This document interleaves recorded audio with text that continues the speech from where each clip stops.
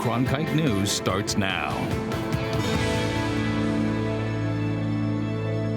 Good evening and welcome to Cronkite News on Arizona PBS. I'm Rob Winder. And I'm Carolina Hassett. Thank you for joining us. So-called buyer love letters, like what the Sackos wrote, have become a common practice in the home buying process. But those letters and photos can reveal characteristics about the buyer, such as race, religion, or family status. And that presents a potential risk for discrimination.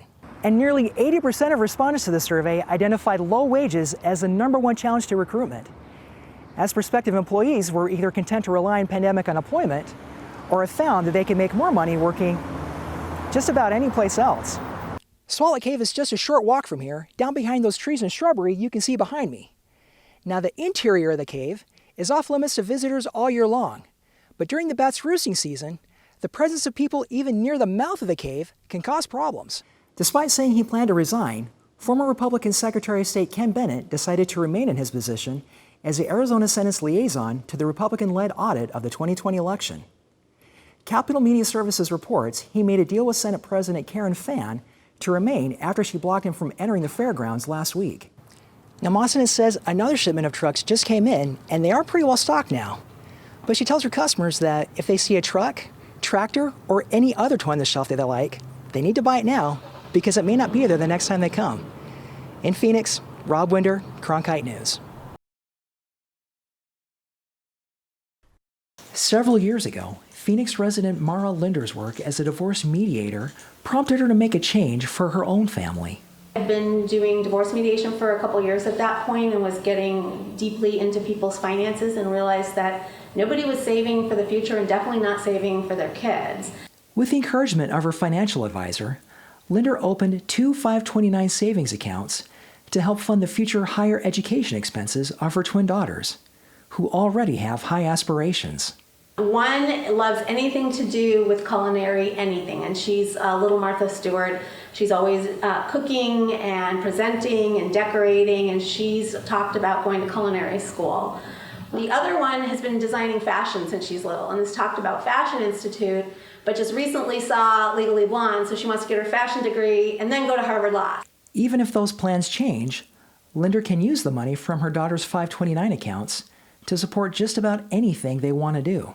These 529s are not just for traditional college and university. It's for any type of higher education needs, like vocational training, apprenticeship programs, workforce development. And the state of Arizona just increased the incentives for Linder to save for her daughter's educations. Previously, residents could deduct up to $2,000 from their state income taxes for all 529 contributions made in a year. And for couples filing jointly, that maximum deduction was $4,000. But now, taxpayers can deduct those amounts for each 529 plan they contribute to in a year. That's a great advantage for me. That advantage comes in addition to the shelter these plans provide against the capital gains tax. In normal investment accounts, the capital gains tax will eat away some of the returns on your investments. But in a 529 plan, if that money is used on educational expenses like tuition and textbooks, the capital gains tax can't touch it. Wealth advisor Jay Spector says that remains the primary benefit of a 529 plan, not the increased deduction. It's still a relatively small deduction, and that alone is not going to encourage someone to save for college through this investment vehicle. It's certainly one carrot that families can use towards contributing. But Linder, who always itemizes deductions on her tax returns, intends to reap the benefit of that carrot. I would definitely want to meet that maximum and take full advantage of the deduction, for sure, why not? In Phoenix, Rob Winder, Cronkite News. The pandemic drastically reduced housing inventory. In the Valley, there are less than half the available houses in the market now compared to April 2020. That has home buyers feeling the pressure, and they want to get any edge they can. But one tactic home buyers are using may violate fair housing laws. Last year, Nadia and Ernest Sacco bought a home in Gilbert they absolutely love. But it was a long and frustrating process to get there. So this was actually our third home that we tried to buy and finally got it. To get an edge on that bid, the Sackos wrote a letter to the seller and even included a family photo. I introduced our family, names, ages of all of us, what we did for work, and just kind of expressed why we loved this home specifically, the things that we loved about it, the dreams we had for living in this home. The Sacco's offer was taken over 5 others, and they think the letter likely helped. So everyone on our street has grown really close. And so I think they take it very seriously when a new family moves in, that it'll be like a good fit for the street. So-called buyer love letters, like what the Saccos wrote, have become a common practice in the home buying process. But those letters and photos can reveal characteristics about the buyer, such as race, religion, or family status. And that presents a potential risk for discrimination. If you're making your decisions about who to sell your home to based on protected characteristics, again, looking at race, religion, sex, national origin, disability, you run the risk of violating the Fair Housing Act, and you could face a lawsuit. Even seemingly innocuous details in the letter can be problematic. The buyer may write in a love letter, "I can imagine my children coming down the stairs at this home on Christmas morning.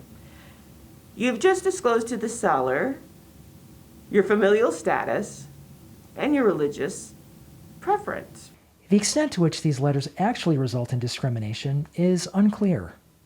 I think it's one of those things that is really hard to prove, but what we do know is that, racism and discrimination has been part of our housing market really forever, and there's still ample evidence that it's happening today. But Ernest Sacco, who is himself a part-time realtor, suggests these letters may also help prevent homes from going to investors. They're snatching up these homes that real people want to own. I just went through this myself. I prefer to sell to someone who's not an investor, regardless of if their offer is the best offer. In fact, according to a recent report from Realtor.com, Phoenix is the #1 market in the country where housing inventory is negatively impacted by investors. So while the Saccos acknowledge the potential problems with letters like theirs, they see benefits as well. Having a way to show someone that your home will be in good hands, the home that you spent, living your life in, I think is a positive thing if biases can be removed. Now, so far, Oregon is the only state to pass a law aimed at curbing these letters. But the Fair Housing Act applies in all 50 states, including here in Arizona. So if you believe you've been a victim of housing discrimination, either as a renter or a buyer, you can contact the Arizona Attorney General's office. In the newsroom, Rob Winder, Cronkite News. If you don't recognize Phoenix resident Stacy Gordon, you may recognize a friend of hers who can be seen regularly on this station.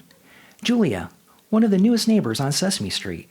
I have the wonderful honor of performing her. When she's not on Sesame Street, Gordon is at her studio on Grand Avenue and McKinley Street, where she builds puppets for sale and teaches children of all ages how to build their own. We can incorporate engineering and art and science and all of these things. They come together beautifully in puppetry. And soon, Gordon and her puppets may be coming to your street in an old ice cream truck, which is being refashioned as a mobile puppet studio. Not every parent has the resources to bring their kids here, but with my truck, I can go to neighborhoods. I can go do outreach. The Arizona Commission on the Arts is helping her in that outreach with one of its $5,000 research and development grants. According to the Commission's Keisha Bruce, the grant does not have specific rules on how it needs to be used. That's one of the great parts about this grant is that artists get to decide what they need, what their community needs, and then we get to help them bring that to life. In addition to bringing the puppet building workshops that she does here at her studio to neighborhoods across the valley, Gordon will also use her ice cream truck to put on a full-fledged puppet show for valley families. And that's where the grant from the Arizona Commission on the Arts comes in.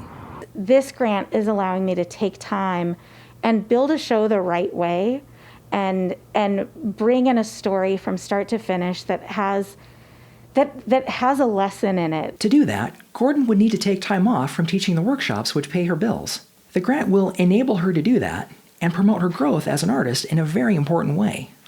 It allows you to take a risk, it allows you to fail, and it allows you to take another risk. In Phoenix, Rob Winder, Cronkite News.